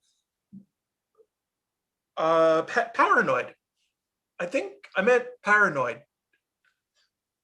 It takes me out of the conversation and I can't fort a real connection. I'd rather write my words. Usually keeps me from saying anything too stupid, but now that we know each other, I feel like I needed to see you. Paranoid. Forms, keep now. What?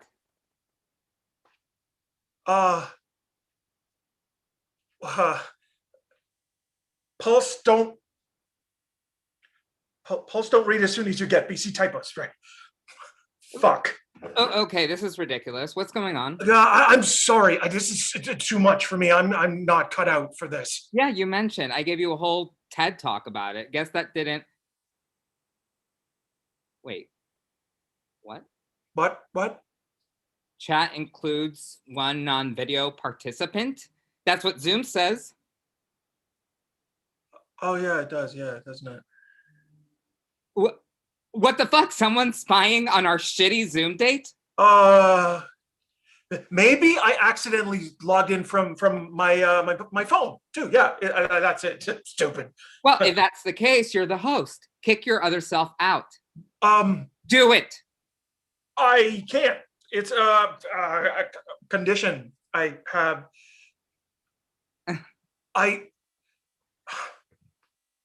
I can't do it because I'm not the fucking host. Dude, I can't do this anymore. And to think you seemed fine to me. Christ, I have the worst instincts about people. I'm leaving. No. Wait. Parker, help! Parker! Who the fuck is this? Parker. Dude, I tried, but I'm Canadian. I'm just not good weaving tangled webs of lies. Yeah, or reading, apparently. They were your typos. Well, proofreading then. Excuse me. Hi. Care to share what's going on? Not really. It's incredibly embarrassing for him. Huh, yeah. Pretty embarrassing for me too, assholes. No, it shouldn't be. Look, I am your Miller Parks. My real name is Parker Mills. How clever.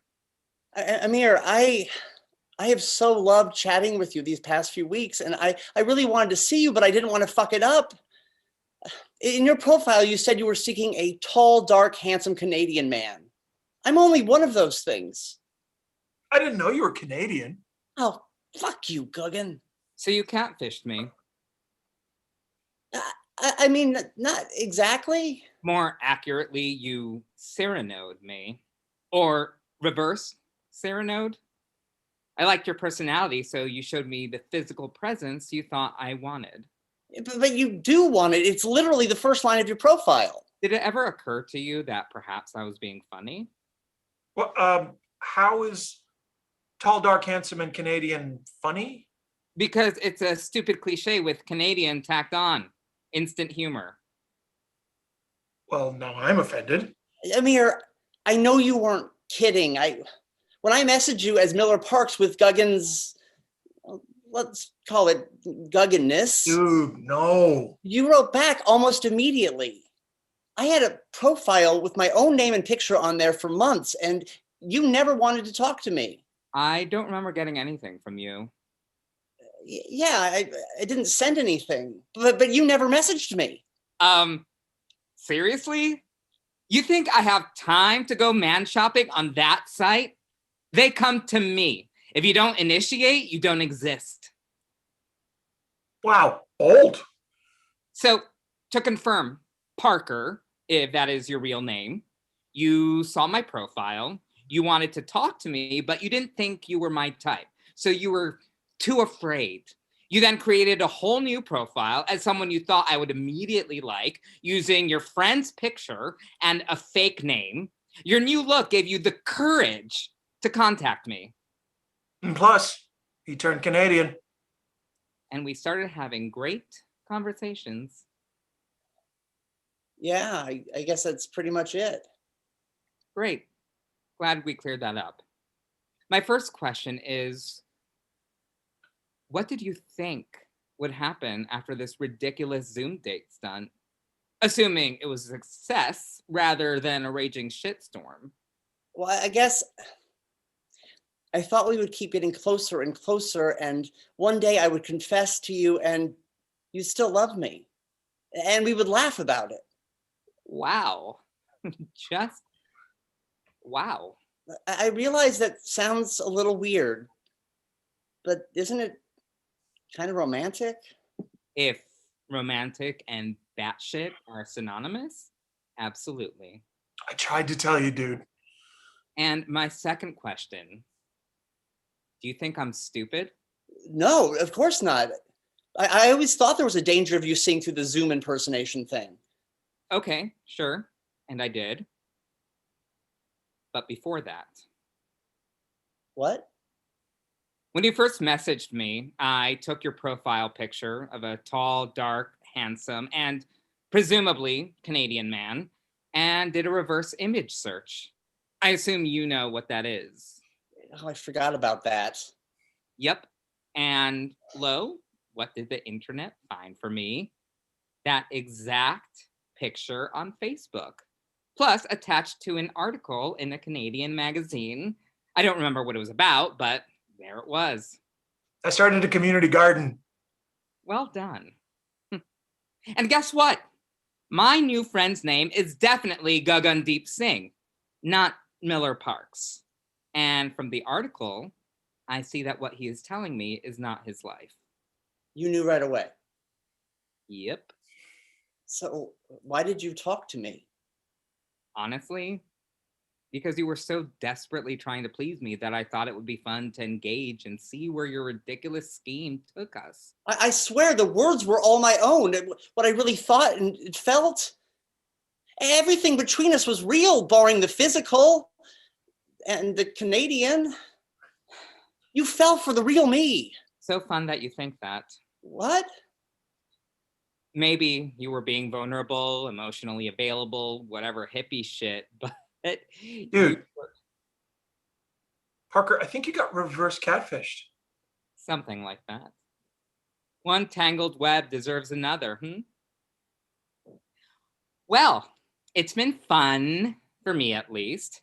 Now that we're done here, I'll obviously be blocking your messages. And some advice, be yourself. And maybe seek counseling. Methinks you have some self-esteem and abandonment issues. Ciao. Yeah, well, you're some kind of sociopath or You're gone, Parker. Oh, fuck. How did this happen? Actually, I think it's pretty clear. And hopefully this is the last time you try to carry out devious internet relationship plots. You really shit at it. This is devastating. I truly thought Amir cared for me. I thought maybe... Yeah. Sucks. Really sucks. Okay, so I just checked my Venmo and I don't think that $200 went through. Can you check? Thanks, buddy.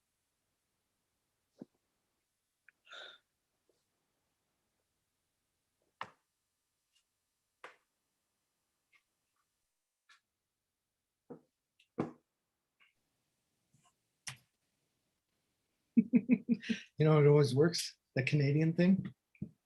It's the accent. Women can't resist the accent. The Canadian. Hey. Yeah. Thank you so much for everyone who's made it to this part of the evening with us. A couple things we want to say. First of all, this recording will be up for a week or so on our website. So if you missed something and you want to go back and catch it, or you want to invite other friends to catch it, go ahead and check us out on our YouTube stream. We also want to say to everyone here, we are holding the rest of from sunny 80-degree Los Angeles. We are holding the rest of the country in our thoughts, hearts, prayers, particularly Texas. So if you have any extra at this difficult time and you want to contribute to any of the groups doing good work in Texas, Rogue Machine thanks you for that. And if beyond that you have any extra and want to contribute to theaters in Los Angeles, you can donate to Rogue Machine. There'll be a link in the box here. And thank you for getting this far with us. And now to wrap up our At First Sight evening. Oh, Texas, that gives me an idea. Remind me later, okay? We have a play by Ann Noble, directed by Kimberly Harris, with Ethan Harris Riggs and Stacy Chaikin. I want to say it with you the last time. So now, without further ado, please enjoy At First Sight.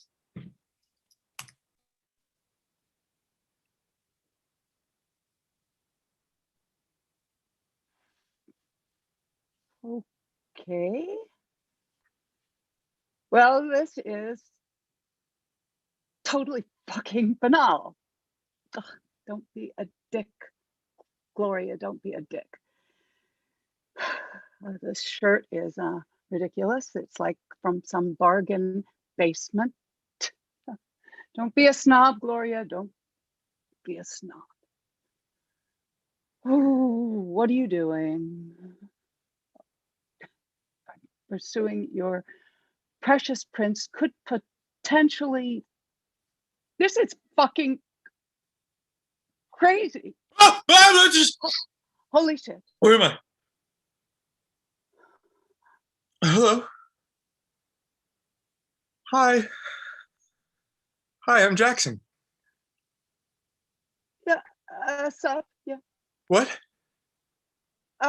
Sorry, I'm totally fucking nervous. That's okay. I'm not super sure what's going on right now. You look really, really familiar. I do. Yeah. Oh my God. Oh my God. Are you actually? Yes. My mother? Wait, no, no, no. Really? Totally, really, yeah, no. I guess I shouldn't have expected. Who are you then? Are you a friend of my mother's? No. Like my aunt? Like my mother's sister? Are you Shut like... up. Sorry. This is not, I was expecting. You know what they say about expectations? They're face plants waiting to happen.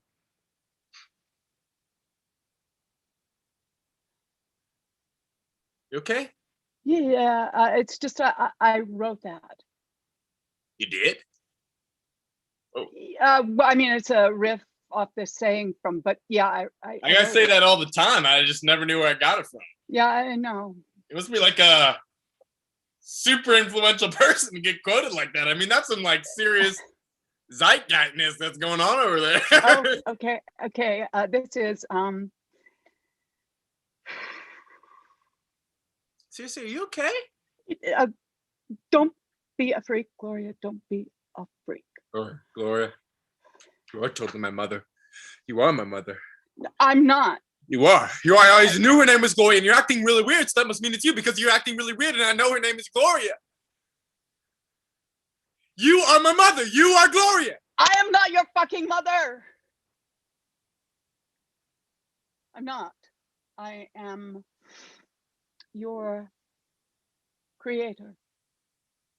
I didn't just write what you say all the time. I wrote that you say it all the time. I wrote you. I'm your creator. God? No, I'm a writer, just a writer. So that makes me... My character. Okay, wait, so like if you're... I'm a creature? creation is probably a better word. But that would mean I'm not real. You are to me. Okay, but so I don't mean to be rude. That's like super nice of you to say, but I think I'm real. Well, Like, I good. feel real. That's a testament, I suppose, to how well I wrote you and the environment of your story.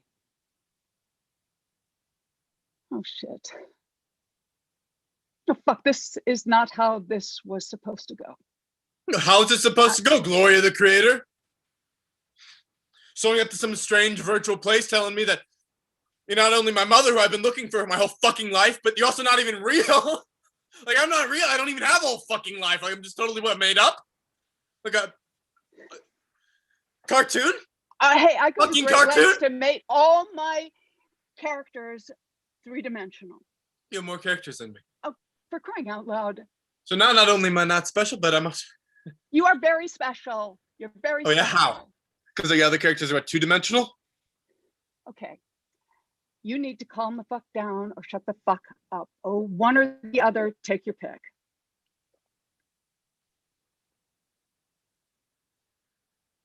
You swear a lot. You said fuck a whole bunch of times in that little tirade of yours just now. Did it twice. Well, glass houses, kid. You don't know what that means. Well, I don't normally swear that much, so I know. I wrote you that way. it's weird for a young person. I guess I don't even know what real young people are actually like.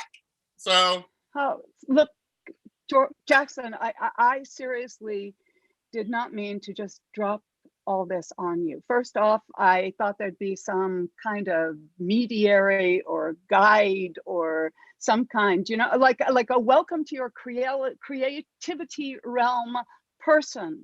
You know, I don't know, but I did not expect. I thought that there would be a more formal information. What? this is your creativity realm? Who knows what it really is? That's just what they call it in the brochure. Looks a lot like Zoom. I was thinking the same thing. They have Zoom in the real world. Oh yeah, it was all the rage a long time ago. I couldn't make that shit up. I don't know. You seem super creative. So, Talon, thanks. How are you doing? Yeah, well, I think that's pretty great considering. what else did they say in the brochure? You mean, why am I here? Well, I wanted to, needed to, I'm blocked. Okay, I have no idea how the book ends, how your story ends. And I thought if I could meet you, see you, talk to you in person, whatever that means, maybe. The brochure offers the best fix there is for the writer's block. Spend time with your actual characters in your own personal creativity realm and release your, well, they certainly did not prepare either of us for the Which part? plant. Which part? Huh? Which part of me were you not prepared for? No, none of you really. I mean, you're exactly as I wrote you. It's kind of fucking creepy. I should probably take that as a compliment, but it's really not feeling like one. No, I imagine being stripped of all your human agency has got to feel, but I guess what I was not prepared for is that you would not know that you were not.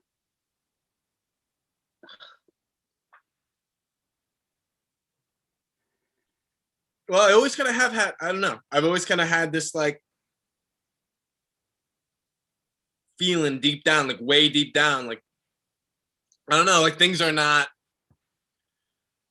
like things aren't really like, okay, let's just say that even though I hate to admit it, there is something about what you said, or who you are, rather who I am, that makes sense. Kind of makes sense. And I know it's sort of crazy, but it makes sense. But then it gets kind of weird, you know? Just then it gets weird. Yes, because then I start thinking, well, okay, is this made up too? Like, is my deep sense of not being real not real too? Like, did you make that up as well? I actually don't know. Really? I didn't intend. I mean, I didn't write that you had that feeling. So, okay. Mm. That means it's real. Mm. My sense of not being real is real. That's kind of something. That's kind of something. You know, it could also be What? your creativity realm. I mean, who says you can't make shit up too? Oh my God. Indeed. Whoa. Whoa. Okay. Whoa. Okay. So wait. Did you write that I'm looking for my mother? Yeah, that I did. Okay. But you didn't write that. I thought her name was Gloria. Guilty. Seriously. Mm. Well, that's kind of pretentious.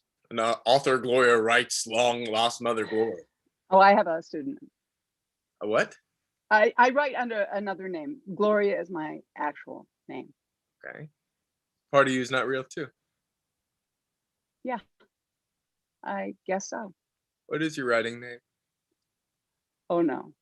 I can't even think about how you knowing that would fuck up this, realm, world, continuum or whatever. No. Can you tell me why you made me want to search for Gloria in the first place?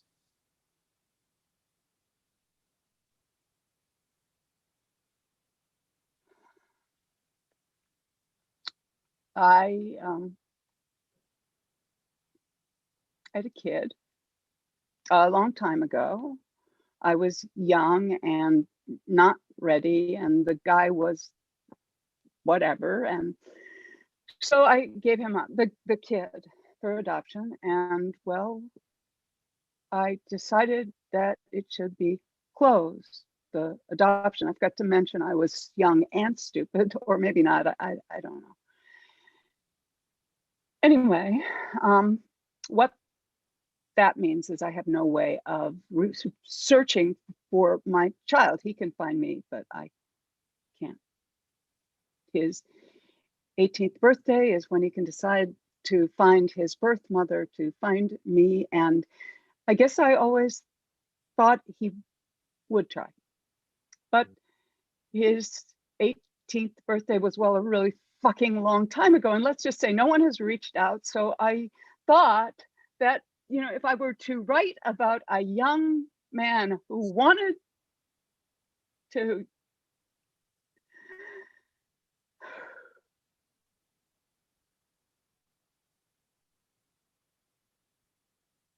I'd want to find you if I was your son.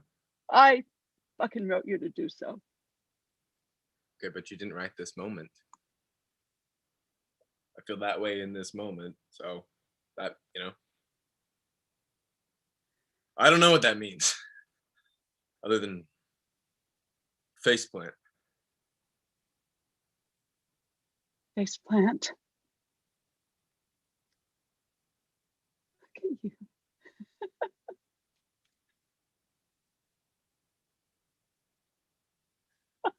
Look at you. What?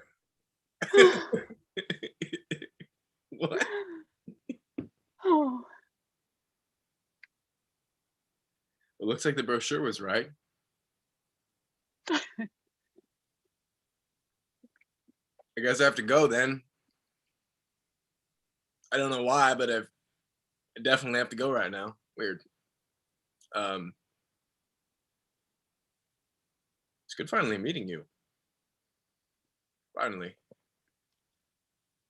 Don't kill me off. Okay? Don't be afraid, Jackson. Don't be afraid. Hey. I really like your shirt. Bye, Mom.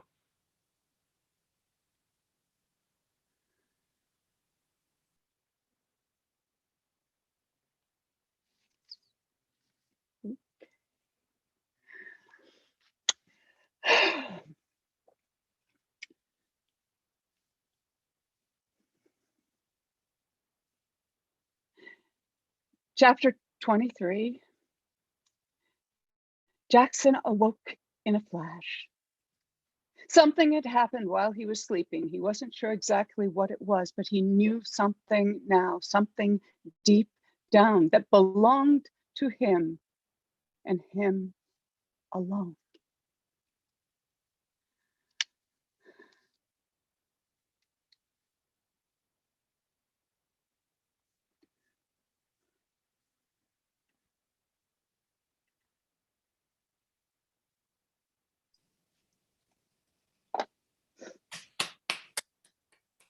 Well, we want to thank all of our tremendous writers, our tremendous actors, our tremendous directors. If you have made it with us this far, thank you. Thank you for coming to still live theater in Los Angeles. Thank you for supporting live theater in Los Angeles. Trace, I just went on Priceline. Here. Passport, party mask, Cancun, here we come, huh? What do you say? We got to get to LAX in half an hour, though. Listen, Ted, we got to invite the actors back on. We're going to bring the actors back on so that you can give them a little bit of your virtual love. Thank you all. This will be up for about a week. Tell your friends. Thank you again for supporting live theater in Los Angeles. And hey. Wait, we got to unmute people. I'm doing it. Great show. Wonderful work. Thank you all. Thank you all for your work. Thank you, Tracy and Michael. Let us Yay. turn our cameras. Yes. Awesome, everybody. Thank you so much. Mm-hmm. Yeah. It says I can't start my video. Me neither. He just let us back in the room. I'm getting to you. A lot of people on this list. And thanks for everyone who came. Thanks for your I'm love in going the to chat. I'm going to the green room. Bye. All right. Good night, all. Good night, everybody. Bye, everyone. Thanks. Bye. Not everybody. All right, my friends, if you are still here, we have ended the